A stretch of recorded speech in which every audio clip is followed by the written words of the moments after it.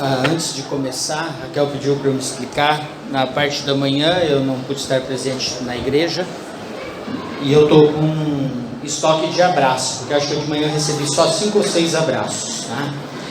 E eu fiquei com estoque de abraços então. Estive na igreja do Jardim Elba e lá eu só conheço os presbíteros e o pastor, então os abraços foram limitados.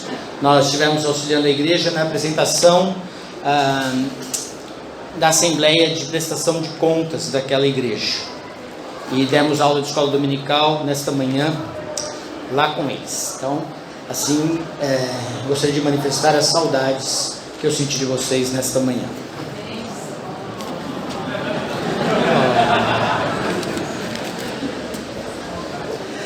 Aí eu queria dizer que aqueles pulinhos que eu dei aqui na frente, que já fizeram gracinha no meu ouvido, aqueles pulinhos é que eu senti o cabo do microfone na minha perna mesmo, tá? Então, foram só alguns pulinhos para não cair. Ageu capítulo 1 ainda. Ageu capítulo 1, versículos de 12 até 15.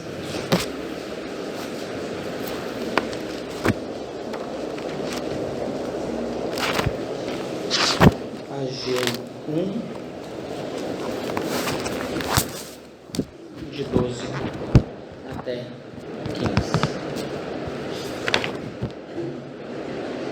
Então Zorobabel, filho de Salatiel, e Josué, filho de Josadaque, o sumo sacerdote, e todo o resto do povo atenderam a voz do Senhor, seu Deus, e as palavras do profeta Ageu, as quais o Senhor, seu Deus, o tinha mandado dizer. E o povo temeu diante do Senhor. Então Ageu, enviado do Senhor, falou ao povo, segundo a mensagem do Senhor, dizendo: Eu sou convosco, diz o Senhor. O Senhor despertou o espírito de Zorobabel, o filho de Salatiel, governador de Judá, e o espírito de Josué, filho de Josadaque, sumo sacerdote, e o espírito do resto de todo o povo. E eles vieram e se puseram ao trabalho na casa do Senhor dos exércitos, seu Deus, ao 24º dia do 6º mês. Certa vez alguém, numa conversa, fez a seguinte colocação: que ninguém faz nada para ninguém despretensiosamente, sem algum interesse. Que até quando a gente ama ou faz alguma coisa de boa para alguém, é que a gente espera alguma coisa em troca. E a partir daí eu comecei a prestar atenção nas atitudes. Às vezes você agrada a sua mulher para que ela fique boazinha, para que ela faça aquele prato que você gosta. Já percebeu isso? Eu estou chamando isso de amor interesseiro. Às vezes você faz o prato que ele gosta porque você quer pedir alguma coisa especial. Já fez isso? Tem gente rindo. Eu acho que um cantor de Javan, ele expressou este sentimento numa frase da sua música Oceano. Vocês vão lembrar da frase quando eu não vou cantar, vocês não precisam se preocupar. Vem me fazer feliz porque eu te amo. Vem me fazer feliz porque eu te amo. Eu acho que esta é a expressão. É a expressão da nossa vida e da nossa história de pecado e egoísta. A gente procura sempre algum resultado. A gente procura sempre algum retorno nos relacionamentos. E nosso relacionamento também é afetado com Deus neste mesmo princípio de pecado. Quando a gente olha a história do povo de Israel saindo do Egito, e a gente lendo às vezes se irrita com aquele povo, que Deus fez maravilhas ao libertá-los. Eles eram escravos, eles foram tirados, eles puderam perceber qual era o poder de Deus. O mar se abriu, eles chegam ao deserto e eles começam a reclamar, e Deus manda maná. Eles continuam reclamando, Deus manda codornizes. Então toda vez que Deus não mandava alguma coisa que eles queriam, ou que não fosse do agrado deles, eles começavam a reclamar. Uma expressão de ingratidão. uma expressão de um povo que, mesmo sabendo quem era Deus, queria as bênçãos deste Deus e não propriamente uma vida com Ele. Então, quando a gente olha às vezes para essa história do Antigo Testamento, a gente acaba fazendo as críticas, mas quando a gente começa a fazer uma análise, um exame das nossas vidas, será que é muito diferente? A semana passada nós demos início no livro de Ageu, e eu já dei o contexto histórico só para aqueles que não estiveram, uma rápida passagem. Este livro de Ageu está exatamente entre os capítulos 4 e 5 de Esdras. Então, se você estiver acompanhando os sermões, ou acompanhou os sermões de Esdras, quando a gente chega no capítulo 4 de Esdras, eles interromperam a construção do templo. E depois de 15 anos parados, no capítulo 5 de Esdras, eles retomam esta construção. E eles retomam essa construção por causa da pregação de Ageu e da pregação de Zacarias. Então nós paramos Esdras e viemos para Ageu para entender o que a pregação disse para eles, para que eles retornassem a querer colocar em ordem o trabalho de Deus que havia sido cessado nos últimos 15 anos. A gente sabe pelo livro de Esdras que a oposição foi um componente muito forte, que ao sentirem muita oposição dos governadores dos povos à volta, isso os assustou um pouco. Algumas dificuldades financeiras, mas que quando a gente olha o começo do capítulo de Ageu, a gente percebe que não eram tantas dificuldades assim, porque a casa deles era muito bonita, mas a obra na casa de Deus tinha sido abandonada. Então a gente vê que eles tinham, mas eles estavam insatisfeitos com o que eles tinham, e Deus então começa a remir, a diminuir a retirada deles, e a insatisfação deles aumenta. É neste momento em que Ageu chega com a mensagem de Deus e diz que Deus está dizendo que não é certo que eles tivessem a casa toda com porcelanato, papel de parede, o que mais que eu posso pôr na casa? Gesso, cadê o gesso, né? Forro de gesso, tabicado, né? Tudo em ordem, e a casa de Deus em ruínas. Se a casa de Deus era o centro de adoração e da manifestação de amor do povo por Deus, se essa casa estava em ruínas, então o povo estava colocando as prioridades em ordem inversa, e não estavam procurando em primeiro lugar servir a Deus, adorar a Deus, mas estavam procurando seus próprios benefícios. Isso colocado nas palavras de Jesus em Mateus, Sermão do Monte: buscai primeiro o reino de Deus e as demais coisas vos serão acrescentadas. Prioridades invertidas. E é assim que a gente chega nesse texto, e o profeta vai trazer os problemas, vai chamar a atenção do povo para que eles ouçam a palavra de Deus e corrijam naquilo que eles estão errados. O nosso texto que começa aqui no versículo 12 hoje: então Zorobabel, filho de Salatiel, e Josué, filho de Josadaque, o sumo sacerdote, e todo o resto do povo atenderam a voz do Senhor seu Deus e as palavras do profeta Ageu, os quais o Senhor seu Deus o tinha mandado dizer, e o povo temeu diante do Senhor.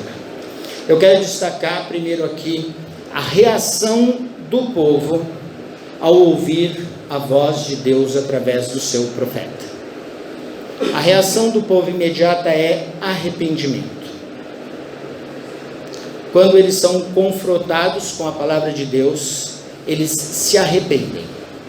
Quando a gente percebe que eles estão, no início do capítulo aqui, trocando as prioridades e dizendo: não é chegado ainda a hora de voltar à construção do templo, nós precisamos primeiro cuidar das nossas coisas do aqui e agora, e depois nós vamos dar conta do templo. E esta hora foi passando o tempo, e já haviam 15 anos, e eles não se perceberam que estavam distanciados do alvo que Deus tinha para eles, porque se nós lembrarmos capítulo 1 e 2 de Esdras, quem os chamou da Babilônia e quem fez todo o movimento para que eles chegassem de volta a Jerusalém e tocou o coração do rei foi o próprio Deus. Deus os tinha chamado, os libertado do cativeiro para voltar para Jerusalém com o propósito de reformular a relação espiritual com o seu Deus, ter de volta o seu templo de adoração e poder então se reunirem para agradecer a Deus como povo de Deus. O texto diz que o povo atendeu e temeu, ouviu e temeu. O povo reconheceu a voz de Deus nas palavras trazidas por Ageu. Eu acho isso extremamente importante, porque este povo, e a gente lendo todo o Antigo Testamento, Ageu é um dos últimos dos profetas. Depois de Ageu, do contemporâneo dele tem Zacarias e depois Malaquias, e finda-se o Antigo Testamento. A gente sabe que na maior parte da história do Antigo Testamento, o povo era lerdo para ouvir e atender aquilo que os profetas traziam como mensagem. E esse povo, neste momento, eles ouviram a mensagem e se arrependeram. E eu acho que temer a Deus aqui, que é uma reação que sai deste arrependimento, é algo muito importante para a gente olhar, para a gente aplicar às nossas vidas. Voltando um pouquinho para trás, eles pararam a construção porque eles começaram a temer os opositores. Quando você tem medo do que os homens podem fazer, você começa a viver de acordo com este temor e não vive com temor a Deus. E temor aqui não só medo, mas também respeito. Temor não só se desesperar, mas é a relação que você tem com o que os outros pensam de você. Quando a gente se arruma e se olha no espelho, e hoje eu sei que eu estou bonitinho, um monte de gente já falou isso, de vez em quando eu ponho o terno para impressionar, para mudar um pouco. Mas quando você se arruma, na verdade, você olha no espelho, se sente bem, mas o que você imediatamente tende a pensar? Será que os outros vão gostar? Então, o meu filho, ele tinha mania de colocar uma calça de moletom curta, meia, chinela havaiana e ir na padaria comprar pão. Ele não tinha vergonha, mas nós tínhamos vergonha alheia, né? Nós tínhamos, mas ele não tinha. Ele falava assim, eu não me incomodo com o que os outros dizem. Mas normalmente nós nos incomodamos sim com o que os outros dizem. Nós nos incomodamos com o que os outros vão pensar. Nós nos incomodamos com o julgamento dos outros. E quando você está fazendo as coisas corretas para Deus, às vezes você as deixa de fazer com medo do que os outros vão dizer. Você deixa de manifestar alguma coisa que é da palavra de Deus com medo do que alguém possa pensar de você. Quantas vezes nós acabamos deixando então de respeitar a autoridade da palavra de Deus para não confrontar alguém em algum problema? Porque eu temo a Deus, porque eu temo a pessoa, ou porque eu temo a opinião daquela pessoa. Não tanto o medo, mas às vezes a gente acaba se escondendo por não trazer na nossa mente a relação de temor a Deus. E o texto diz que o povo atendeu a voz do Senhor nas palavras do profeta Ageu. O autor de Hebreus, lá em Hebreus 4, 12 e 13, se você quiser abrir comigo, é um texto conhecido, bem usado. Hebreus capítulo 4, 12 e 13.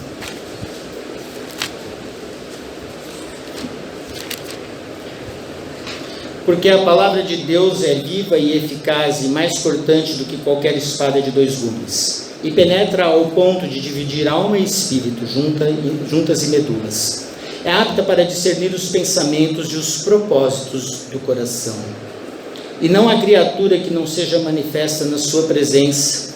Pelo contrário, todas as coisas estão descobertas e patentes aos olhos daquele a quem temos de prestar contas. O autor de Hebreus está falando da eficácia da palavra de Deus, do que ela pode fazer. Quando esses homens ouviram, atenderam a palavra de Deus, se arrependeram daquilo que estavam fazendo de errado, porque eles estavam com as suas prioridades invertidas. Neste caminho de ouvir a palavra de Deus, a palavra trabalhou no coração deles. Eu quero um outro texto também, texto de 1 aos Coríntios, capítulo 14. Eu sei que esse é um capítulo que trata de dons e trata de profecia, e só para trazer a lembrança, aqueles que já passaram pelas nossas aulas, a interpretação reformada de profecia é trazer a palavra de Deus, tirar da palavra de Deus informações, alicerçar a mensagem dentro da palavra de Deus e trazer isto para a edificação e para o crescimento da igreja. Primeiro eu vou ler o versículo 3 desse capítulo de 1 aos Coríntios, capítulo 14, 3. Mas o que profetiza fala aos homens, edificando, exortando e consolando. Esta profecia, ela é uma mensagem retirada da palavra. A palavra é a alicerce dessa profecia. Então, dentro de um contexto reformado, profetizar é trazer uma mensagem da parte de Deus para o seu povo, que esteja alicerçado nas doutrinas, na teologia e na palavra de Deus. Então é este o contexto. E serve para quê? Para exortar, edificar e consolar o povo de Deus. Eu gostaria que você passasse agora para os versículos 24 e 25 deste mesmo texto, pensando em profecia nesse sentido. Porém, se todos profetizarem e entrar algum incrédulo ou indouto, e ele por todos convencido e por todos julgado, torna-se-lhes manifestos os segredos do coração, e assim, prostrando-se com face em terra, adorará a Deus, testemunhando que Deus de fato está no meio deles. Juntando isto ao texto de Hebreus, quem faz os segredos do coração se manifestarem, não é o profeta, mas é a palavra, que é viva e eficaz, capaz de chegar ao mais profundo do coração e despertar aquilo que está lá. Quem converte o pecador é o Espírito Santo através da instrumentalidade da palavra de Deus. Quem faz com que o cristão venha para a igreja num domingo chuvoso, ouça uma mensagem e ao final da mensagem diz: Deus hoje falou comigo, significa que você está ouvindo a palavra de Deus, penetrando profundamente no seu coração e fazendo aquilo que ela tem que fazer, despertar em você temor a Deus. Aquele povo ouviu a palavra de Deus na mensagem do profeta e calou-lhes o coração e os despertou a temer a Deus, os levou ao arrependimento. O que eu quero trazer com isso, que quando você vier à igreja, em qualquer trabalho que seja, peça sempre a Deus para falar ao seu coração através da mensagem pregada. Esta é a função da pregação no contexto cristão. Deus quer que nos reunamos como igreja. O texto que foi lido hoje, em Hebreus 10, 25, é isso que tem? Que não deixe de congregar, que alguns naufragaram na fé em função de não estarem colocados junto do povo de Deus em crescimento, sendo advertidos pela palavra dele, para que os corações sejam remexidos e aquelas coisas venham para fora. Quantas vezes você não chegou na igreja, às vezes desanimado, e você ao fim diz: Deus hoje falou comigo. Que você tivesse este espírito todas as vezes que você viesse à igreja. Peça sempre para Deus falar com você. Esteja disposto a atender à voz de Deus, porque foi isso que esse povo fez. Eles atenderam à voz de Deus. Eles pararam para ouvir. examinaram os corações, os procedimentos, o comportamento que eles estavam nos últimos 15 anos, se arrependeram do pecado e deixaram que a palavra de Deus destrabalhasse o coração. Eu gostaria que este fosse o nosso primeiro ponto, que você se sentisse animado em permitir que a palavra de Deus faça no seu coração o trabalho que é importante. Quando o povo tem esta reação, voltando lá para Ageu, quando o povo tem esta reação, Deus também traz uma resposta positiva a este arrependimento sincero do povo, a esse desejo de colocar em ordem as práticas erradas que vinham procedendo. E aí no versículo 13 do nosso texto de Ageu, não chega nunca aqui, no versículo 13, então Ageu, enviado do Senhor, falou ao povo segundo a mensagem do Senhor, dizendo: eu estou convosco, diz o Senhor. Diante de um arrependimento sincero, Deus vai usar a sua palavra para nos despertar, para encontrarmos temor e obediência naquilo que Ele pede.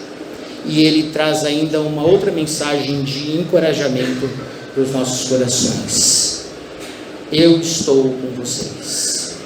Se você pensar no Antigo Testamento, Deus já havia falado isto para Abraão, Deus já havia falado isto para Moisés, Deus já havia falado isso para Josué, que é muito citado, né?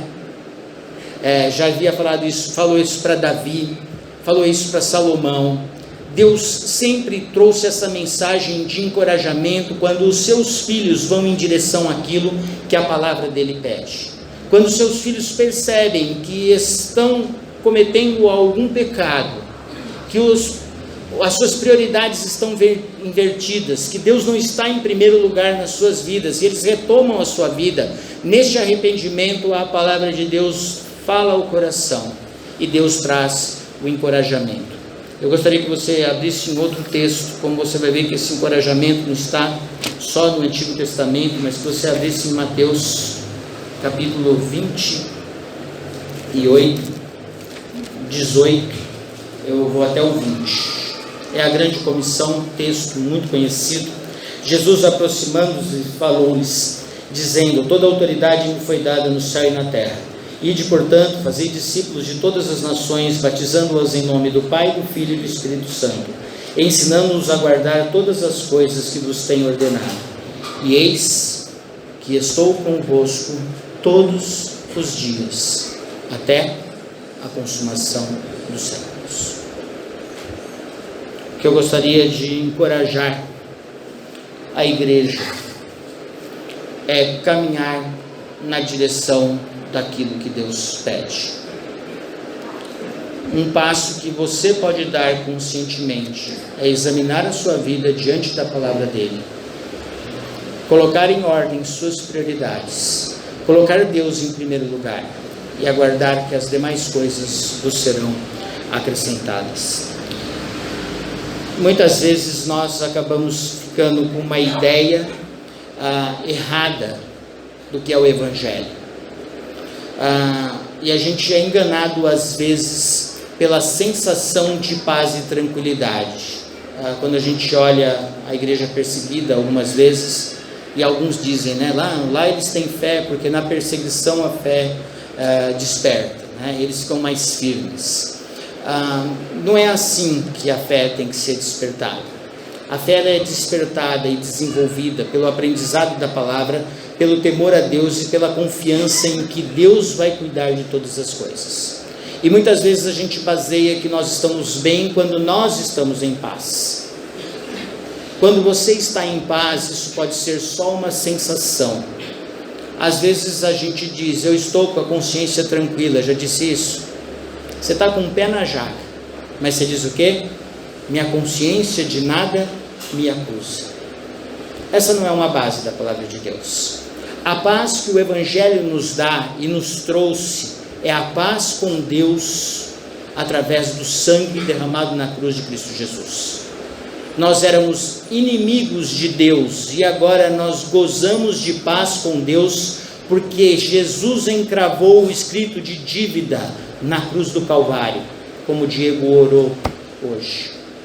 É por isso que nós temos paz com Deus.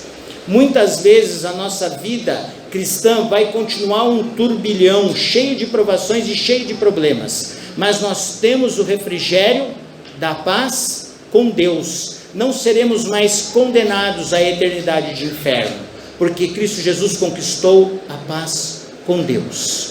Então não se iluda que tranquilidade na sua vida e paz interior significam espiritualidade, às vezes turbulência, mas saber que Deus está presente e constantemente com você o tempo todo, isto é ter confiança, fé e poder passar pelas provações e problemas deste mundo aqui, confiando naquilo que Deus pode te dar. Então, cuidado quando você olha para o Evangelho desta forma. O Salmo 128:1 traz uma mensagem bem importante para nós. Bem-aventurado é aquele que teme ao Senhor e anda nos seus caminhos. Temer a Deus e andar nos seus caminhos. Às vezes nós dizemos que tememos a Deus, nós até sabemos que Deus é Deus, Criador dos céus e da terra, capaz de salvar o homem pela morte de Cristo Jesus na cruz, mas a gente vive uma vida sem andar com Deus. O que o Salmo pede é que a gente junte as duas coisas. O que o povo fez, o povo hebreu fez na pregação de Ageu, é ouvir e obedecer, ouvir e temer, colocar em prática aquilo que você tem ouvido a cada domingo, a cada dia que você vem à igreja. Olhar para a palavra de Deus, tirar lições que sejam preciosas e aplicáveis à sua vida, e aplicar isto de fato na sua vida. Não vir à igreja, ouvir uma mensagem, falar bonito, hein Deus? Oh Deus, foi muito bom o sermão, pastor, gostei do que o senhor preparou para a gente hoje. E você vai embora e a sua vida continua igual, andando como se você não tivesse ouvido a palavra de Deus. Quando nós ouvimos a palavra de Deus, nós precisamos examinar os nossos corações, sermos confrontados com relação aos nossos pecados e deixar que Deus comece a trabalhar nos nossos corações. O resultado está no versículo 14, o meu sumiu de novo aqui, no versículo 14 do capítulo 1, o Senhor despertou, e aqui a palavra despertou o Espírito, o Senhor moveu o coração de Zorobabel, filho de Salatiel, governador de Judá, e o espírito de Josué, filho de Josadaque, o sumo sacerdote, o espírito do resto do povo, e eles vieram e se puseram ao trabalho na casa do Senhor dos Exércitos, seu Deus. O resultado é que o povo volta a colocar Deus em primeiro lugar. Arrependimento, encorajamento, porque você sabe que Deus está com você o tempo todo, e o resultado, Deus é quem vai efetuar em vós tanto querer quanto o executar. Eu precisei mudar as palavras porque eu mudei o versículo, né? É Deus quem efetua em vós tanto querer como realizar segundo a sua boa vontade. Então, quem trabalha os nossos corações? O Espírito Santo. Como é que o Espírito Santo trabalha os nossos corações? Ao ouvirmos a Tua palavra, fazermos um exame, atentarmos àquilo que Deus está nos pedindo, nos arrependermos dos nossos erros e deixar que essa palavra vasculhe o nosso coração. É assim que nós vamos crescendo espiritualmente e tendo disposição para servir a Deus. No trabalho da igreja, na proclamação do Evangelho, na vida do dia a dia, no relacionamento matrimonial, na vida de pais e filhos, como funcionário. A sua vida precisa ser inteira transformada. Você não precisa ser bonitinho só no domingo. Você precisa ser bonitinho todos os dias da semana. Ao ouvir a voz de Deus, não endureçam os seus corações. Que a oração de vocês seja: Deus, fale conosco, a cada vez que a sua palavra for pregada. Deus, use os pregadores para que tragam mensagens alicerçadas na palavra de Deus, que confronte e que desperte o desejo de servir. Que Deus assim abençoe a igreja.